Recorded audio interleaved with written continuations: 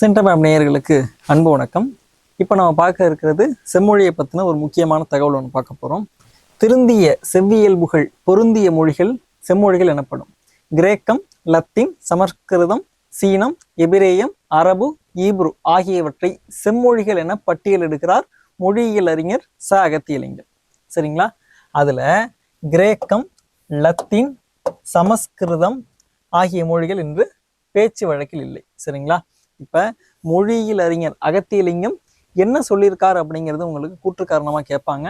அதில் செம்மொழியை பற்றி இவர் சொன்ன முக்கியமான கூற்று எதுன்னு பார்த்தீங்கன்னா, திருந்திய செவ்வியல்புகள் பொருந்திய மொழிகள் செம்மொழிகள் எனப்படும் அப்படிங்கிற வரிசையில் அவர் வரிசைப்படுத்தியிருக்கிறது கிரேக்கம், லத்தீன், சமஸ்கிருதம், சீனம், எபிரேயம், அரபு, ஈப்ரு ஆகியவற்றையெல்லாம் செம்மொழி அப்படின்னு பட்டியலிட்டிருக்காரு நம்ம அகத்தியலிங்கம் அவர்கள். சரிங்களா? மீண்டும் ஒரு நல்ல தகவலோடு உங்களை சந்திக்கிறேன். நன்றி, வணக்கம்.